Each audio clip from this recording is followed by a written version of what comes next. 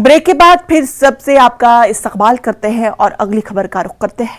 NPS के बजाय पुरानी पेंशन स्कीम को बहाल करने और एनपीएस कर्मचारियों के जीपीएफ अकाउंट्स को बहाल करने के सिलसिले में लद्दाख के एनपीएस मुलाजमीन ने शांतिपूर्ण प्रदर्शन किया। एक प्रेस कॉन्फ्रेंस के Ahmad Hussain, president all Ladakh NPS employees association ने खिताब किया। Vice president Murtaza Ali, general secretary Salahuddin Lone, secretary Baqar Ali, chief organiser Yusuf Ahmad, media secretary Yusuf और दीगर भी मौजूद थे।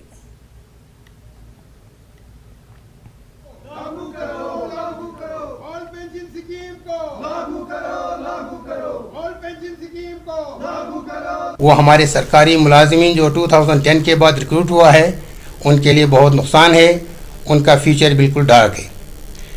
तो इसको मद्देनज़र रखते हुए तमाम लोगों ने ये फैसला लिया कि हम इस एनपीएस के ख़िलाफ़, यानी इस एनपीएस को रिवोक करने के लिए सरकार से मुतालिबा करने की हमें ज़रूरत है।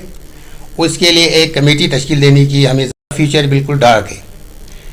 तो इसको मद्देनज़र रखते हुए तमाम लोगों ने ये फैसला लिया कि हम इस एनपीएस के ख़िलाफ़, यानी इस एनपीएस को रिवोक करने के लिए सरकार से मुतालिबा करने की हमें ज़रूरत है। उसके लिए एक कमेटी तश्कील देने की हमें ज़रूरत पड़ी। तो माशाअल्लाह सबकी इत्तिफाक़ राय से 11 तारीख को तमाम डिपार्टमेंट के मुख्तलिफ़ रिप्रेजेंटेटिव्स वहाँ तशरीफ़ लाए थे। सब ने बाइत्तिफाक़ राय वहाँ पर एक कमेटी तश्कील दी गई, एक यूनियन बनाया गया जिसमें हमारे एम्प्लॉयज़ जॉइंट एक्शन कमेटी के प्रेसिडेंट मुख्तार खान साहब भी थे। तो सब ने बाइत्तिफाक़ राय एक यूनियन तश्कील अमल में लाई। तो इस प्रेस कॉन्फ्रेंस के ज़रिए मैं एक चीज़ ये हमारे एनपीएस एम्प्लॉयज़ जो ज़िला करगिल के अंदर है उन तक पहुंचाना चाहता हूं कि अब हमने एक प्लेटफॉर्म तैयार की है। यानी एनपीएस जो नेशनल पेंशन स्कीम के तहत इसके दायरे में जो मुलाजिम आते हैं, आप लोगों के लिए हमने एक प्लेटफॉर्म तैयार किया है ताकि हम अपने इस राइट को, यानी जो पोस्ट रिटायरमेंट जो हमारा मुश्किलात है उसको हल करने के लिए हम एक मूवमेंट, हम एक मुतालिबा करने के लिए, हम एक आवाज़ उठाने के लिए हमें प्लेटफॉर्म मुहैया हो। तो इसमें हमारा जो एनपीएस के ख़िलाफ़ हमें आवाज़ उठाने की ज़रूरत क्यों महसूस हुई, इसमें मैं ब्रीफिंग ये देना चाहूँगा कि 2010 के बाद जो एम्प्लॉयज़ जम्मू कश्मीर और लद्दाख के जो रिक्रूट हुए थे वो नेशनल पेंशन स्कीम के तहत आ रहे हैं।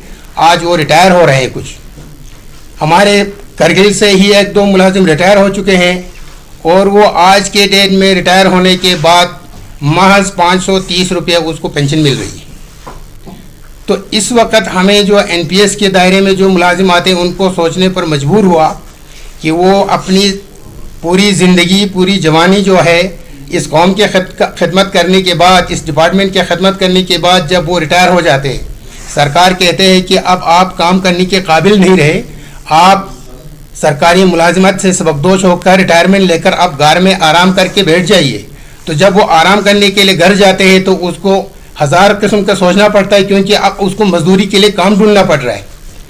ये तो हम सभी हमें सोचना है कि 530 या 600 रुपये में वो बंदा क्या गुजारा करेगा, वो बाल बच्चों का क्या उसके वो उनका देखभाल कर सकते हैं। ये तो हर कोई जो है सोचने की बात है। तो मैं इस मीडिया के माध्यम से हमारे यूटी लद्दाख के गवर्नर आर.के. माथुर साहब, ऑनरेबल लेफ्टिनेंट गवर्नर साहब से मैं रिक्वेस्ट करना चाहूँगा, उनसे गुजारिश करना चाहूँगा कि हमारे जो न्यू नेशनल पेंशन स्कीम जो है इसको रिवोक करके ऑल पेंशन स्कीम को रिस्टोर किया जाए।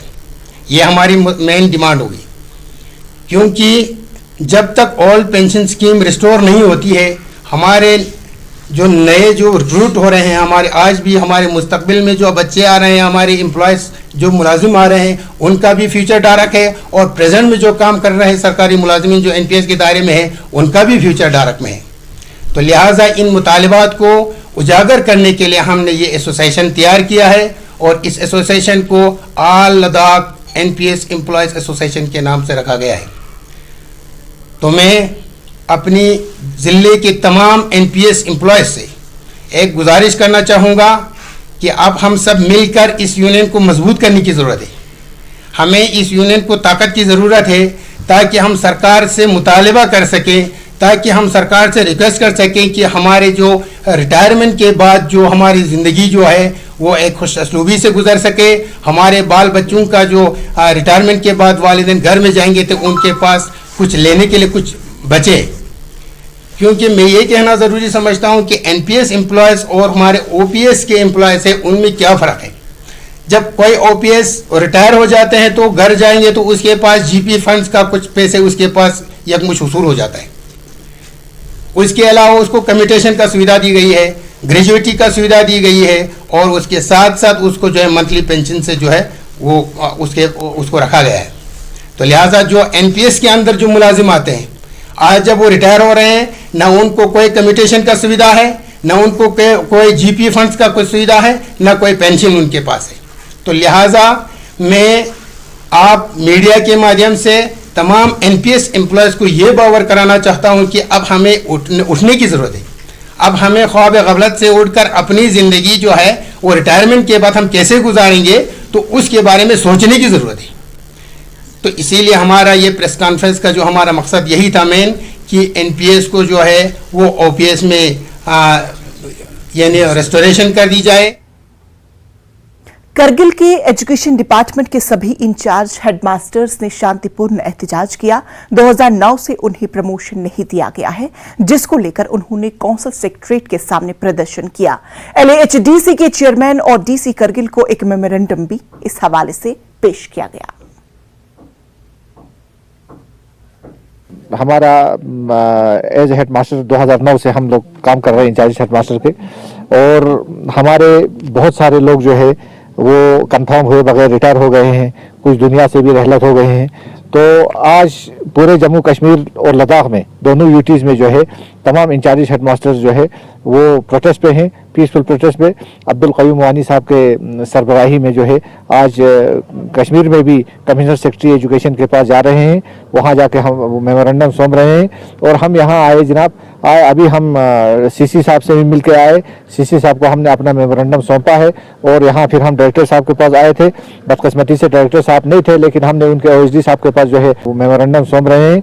और हम यहाँ आए जनाब, अभी हम सीसी साहब से भी मिल के आए, सीसी साहब को हमने अपना मेमोरेंडम सौंपा है। और यहाँ फिर हम डायरेक्टर साहब के पास आए थे, बदकिस्मती से डायरेक्टर साहब नहीं थे, लेकिन हमने उनके ओएसडी साहब के पास जो है अपना मेमोरेंडम सौंपा है। और इसके बाद हम डीसी साहब के पास जा रहे हैं, उसमें हमने यही जिक्र किया है जनाब कि यहाँ से जो है आगे commissioner secretary education Jammu Kashmir को, क्योंकि हमारा जो कन्फर्मेशन जो है बैरिफिकेशन के बाद भी जो यूटी लद्दाख यूटी बनने के बाद भी हमारा जो कन्फर्मेशन और जो हमारा प्रमोशन है वो अब भी जम्मू कश्मीर सरकार के पास है, वहाँ से ही हमारा कन्फर्मेशन होगा। और हम जो है 2009 से अभी तक इंचार्ज बेस पे काम कर रहे हैं। आप खुद देख सकते हैं कि 2009 से अभी तक कितना बड़ा वक्फा होता है, और इस वक्फे में हम इंचार्ज बेस पे काम कर रहे हैं। ये हमारे साथ सरासर नाइंसाफी है।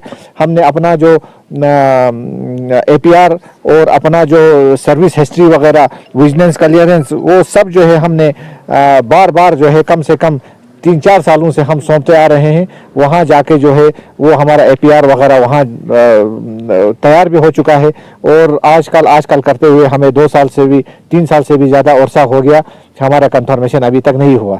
तो हम इसीलिए यहाँ आए थे, अपना आज मेमोरेंडम लेकर आए थे सीसी साहब के पास भी, डायरेक्टर साहब के पास भी, कि हमारा कंफर्मेशन के लिए आगे यहाँ से भी प्रेशर किया जाए जम्मू कश्मीर में कमिश्नर सेक्रेटरी एजुकेशन को, वहाँ के इंतज़ामिया को, कि यहाँ लद्दाख के जितने भी इंचार्ज बेस पे हेडमास्टर काम कर रहे हैं 2009 से, उनका कंफर्मेशन जल्द अज जल्द किया जाए। और हम इस कंफर्मेशन के बगैर क्या करेंगे जनाब, क्योंकि जुलाई में जो है हमारे यहाँ कुछ नए हेडमास्टर यूटी लेवल पे प्रमोशन हो गए, उनको वहाँ से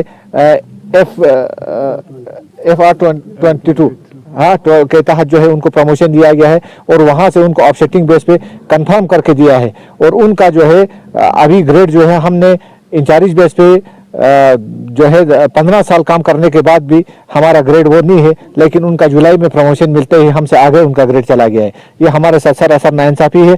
और हमने यही आज यहाँ पीसफुल कोई हमने एहतजाज नहीं किया, हमने सिर्फ एक मेमोरेंडम लाया है, और यहाँ मेमोरेंडम सीसी साहब को भी दिया है, यहाँ हम डायरेक्टर साहब को भी दिया है, और हम अभी जाके डीसी साहब को भी दे देंगे, क्योंकि ये हमारा हक है। और हम इंचार्ज बेस पे जो है 15 साल से काम कर तो इसमें हमारा एक दो रिप्रेजेंटेशन ही अटेंड करता था।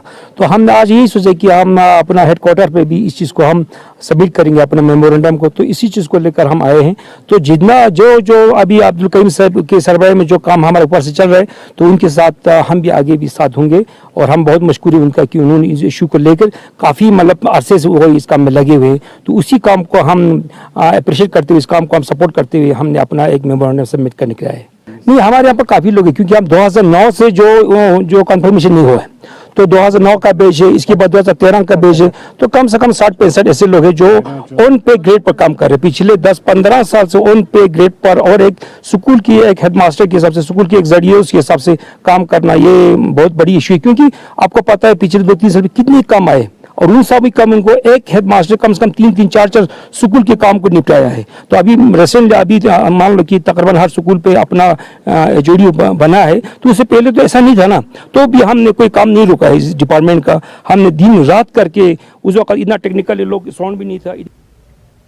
National institute of electronics and